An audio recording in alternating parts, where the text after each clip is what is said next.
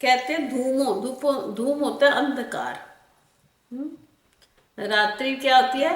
अंधकार। धूम, और धूम का जो देवता है, अंधकार का जो देवता है, रात्रि का जो देवता है, और कृष्ण पक्ष का जो देवता है, 6 महीनों का दक्षिणायन का जो देवता है, तत्र मैंने वह उस मार्ग पे जाकर, अगर देखो अंधकार हो, रात्रि का समय हो, और कृष्ण पक्ष और दक्षिणायन हो, इन सभी के जो देवता होते हैं वो उस तत्र मैंने उस मरने वाले जीव को क्या करते, जब शरीर त्यागता है ऐसी दशा में, जो चांद्रमसम, चंद्रमा की रोशनी में, है ना, चंद्रमा की ज्योति में, चंद्रमा की ज्योति में योगी प्राप्त होता है, निर्वर्तते उसको वापिस लौट कर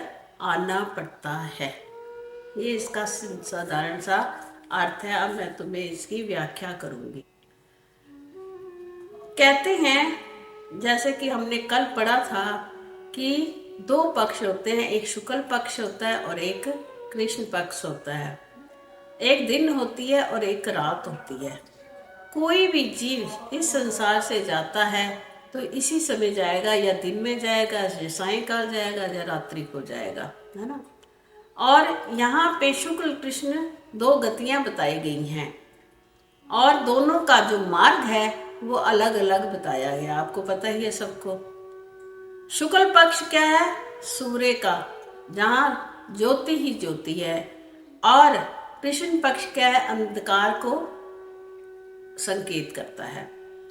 अब हमने शुक्ल पक्ष के व्यक्ति का, जो कल हमने पढ़ा, सूर्य काल के समय में, अग्नि के समय में, ज्योति के समय में, और शुक्ल पक्ष के में 15 दिन जो शुक्ल पक्ष के होते हैं, फिर उसके उत्तरायण जो होता है, उसमें अगर जो जीव अपने प्राणों को त्याग करता है वो ब्रह्मलोक को प्राप्त होता है, मुक्त नहीं होता। परंतु क्या होता है, ब्रह्मलोक में ब्रह्मा जी के साथ रहकर अपनी साधना को पूर्ण करके वो फिर ब्रह्मा जी में ही अंत में लीन होकर मुक्त हो जाता है। आज हम पढ़ रहे हैं धूम है अंधकार। अंधकार कब? सायंकाल से शुरू हो जाता है। तो यहाँ जो अंधकार से फिर क्या होता है? रात्रि होती है।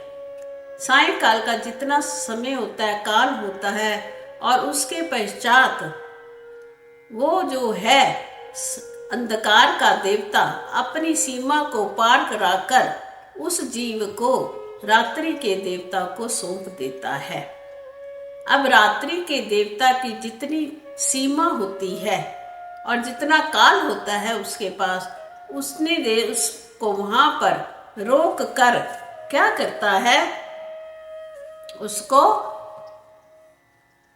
कृष्ण पक्ष के अधिदेवता को समर्पित कर देता है। अब कृष्ण पक्ष का जो अधिदेवता है वो भी अपनी काल और सीमा तक उसको अपने पास रखकर वो दक्षिणायन के जो 6 मंथ होते हैं, जिसको कहते हैं, उसके अधिदेवता को समर्पित कर देता है उस जीव को। इस प्रकार उसकी यात्रा चलती है। जो व्यक्ति इस समय ऐसी काल में अपनी प्राणों का त्याग करता है, फिर वो क्या करता है, जो दक्षिणायन का अधिदेवता है वो चंद्रमा को वहां पर देखो अंधकार में चंद्रमा ही प्रकाश देता है ना, चंद्रमा की ज्योति को वहां पे उसको चंद्रमा के पास भेज देता है, जितनी उसकी सीमा होती है दक्षिणायन वाले की अधिदेवता की। तत्पश्चात वो चंद्रमा की ज्योति में उसको प्रवेश करवा देता है, चंद्रलोक में कह सकते हैं, उसको भेज देता है। अभी आप देखो चंद्रलोक, आप सोचते हो सामने जो हमें ऊपर आकाश में चंद्रमा दिखाई दे रहा है वही चंद्रलोक है, ऐसा नहीं है। चंद्रलोक जो है जहां पर ये अपने प्राण त्याग किया और जीव पहुंचता है, वो जो चंद्रलोक है वो सूर्यलोक से भी ऊपर है। वो सूर्यलोक से भी कहते हैं ऊपर है। और वहां से फिर उन्होंने कहा प्राप्य, वहां चंद्रमा लोक को प्राप्त होकर फिर दूसरी शब्द उनका निर्वर्तते, वापिस लौट आता है। देखो कैसे यात्रा हो रही है। अब चंद्रमा लोक में तो चले गए, कैसे? अपने पुण्य कर्म करने के कारण। चंद्रमा लोक में जब हमारे जितना हमने पुण्य कमाया होता है, देखो जितनी जितनी जिसके पास सामग्री है उतना, जैसे कि हम यहाँ से कहीं किसी जगह जाते हैं, हमने एक तो अपने होटल की बुकिंग कराते हैं, एक हमारे पास जितना धन होता है, मान लो हमारा धन समाप्त हो जाता है तो होटल वाला हमें रखेगा थोड़ा ना, वो कहेगा खाली करो कमरा।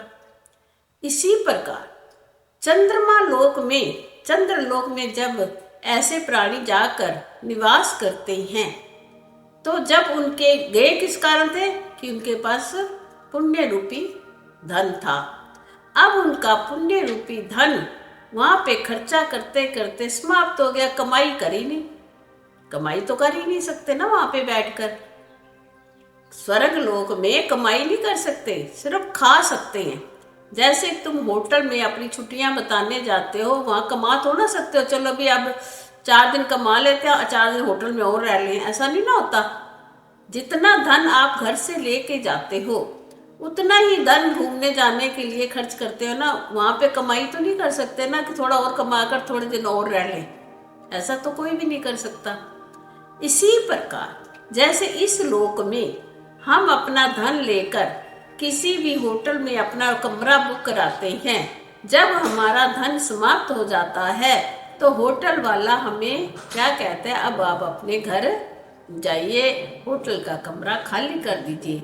ऐसे ही चंद्रलोक में जब जीव वहां पे विश्राम करते हैं तो चंद्र जो देवता है वो भी कहता है अब निर्वर्तते, आपका पुण्य समाप्त हो गया है, अब मेरे पास आपके लिए जगह नहीं है, क्योंकि और भी तो आत्माएं आएंगी ना वहां पे, जीव आत्माएं हर जगह भरा हुआ है। ये ना सोचो ऊपर भी भरा है नीचे भी भरा पड़ा है, सब कुछ हर लोक भरे पड़े हैं। आप देखते हो ना कहीं भी जाते हैं हम कहते हैं हॉस्पिटल में भी चले जाएं तब भी भरा पड़ा है, पिक्चर हॉल में चले जाएं तो भी भरा पड़ा है, मार्केट में जाते हैं तो भी इतना रश है, यानी कोई भी स्थान जीवों से खाली नहीं है। इसी प्रकार तीनों लोक भरे पड़े हैं, हर लोक में 14 भवनों में सब जगह जगह फुल है।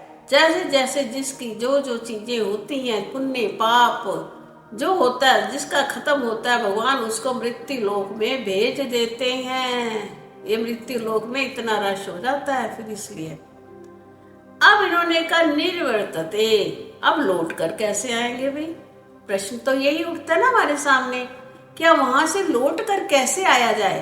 तो चंद्रमा जी क्या करते हैं, सबसे पहले क्योंकि सूक्ष्म रूप में होती है ना जी, आत्मा बड़ी सूक्ष्म रूप में होती है।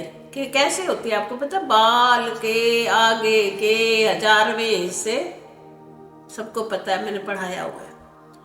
और वो क्या करता है चंद्रमा, आकाश में उन सबको भेज देता है। आकाश आगे से क्या करता है, वायु को समर्पित कर देता है। आकाश में क्या होती है?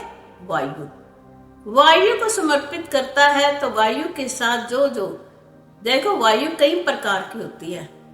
अब जैसे आकाश में आप देखते हो ना, काला काली जब वायु हो जाते हैं हम कहते हैं बादल आ गए हैं, तो वायु देवता उसको बादलों को समर्पित कर देता है।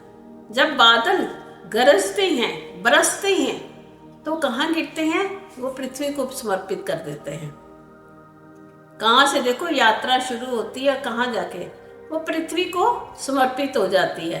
अब पृथ्वी में क्या होता है, जो हमारे सारी जीवात्माएं हैं वो क्या होती है, कोई अन्न बन जाती है, कोई फल बन जाती है, कोई जहाँ जहाँ जिसके जो जो पुण्य रूपी बीज गिरते हैं, जैसे जैसे वैसी वैसी धरती पर बीज जो होते हैं उत्पन्न हो जाते हैं, होते हैं ना।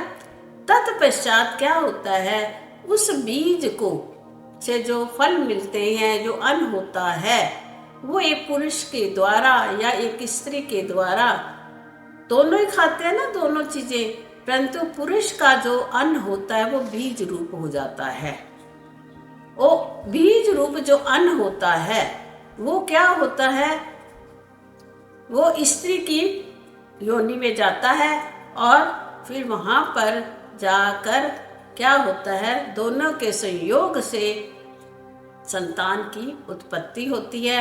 इस प्रकार अपने पुण्यों को खाकर, क्योंकि स्वर्ग लोक में गए हुए थे, अब आना का है उनको मृत्यु लोक में, क्योंकि निर्वर्तते शब्द का ये अर्थ है किस प्रकार वो स्वर्ग लोक को छोड़कर पुनः इस मृत्यु लोक में वापिस आ जाते हैं। ये है यात्रा किन की, जो स्वर्ग लोक में जाते हैं, जो इस मृत्यु लोक पर बड़ा ही पुण्य करते हैं, यज्ञ करते हैं, हवन करते हैं, सब कुछ करते हैं और फिर स्वर्ग में जाते हैं। अब यहाँ पर भी 3 प्रकार की श्रेणियां होती हैं। एक होता है उत्तम लोक, एक होता है सामान्य लोक और एक होता है एक ऊर्ध्व गति, मध्यम गति और सामान्य गति। ये हर जीवों को ऊर्ध्व गति किसको मिलेगी, जिसके पुण्य ज्यादा थे, मध्यम किसको मिलेगी, जिसके उससे कम थे, अध्योगति किसको मिलेगी, जिसके बहुत ही कम थे। उस प्रकार विभाजित होकर अपने अपने स्थान में फिर चले जाते हैं। ये है किस प्रकार चंद्रमा की ज्योति में गए हुए लोग स्वर्ग का भोग भोग कर फिर इस पृथ्वी लोक पर आते हैं और अपनी अपनी पुण्यों के हिसाब से अगला जन्म प्राप्त करते हैं, जन्मते हैं, मरते हैं, जन्मते हैं, मरते हैं।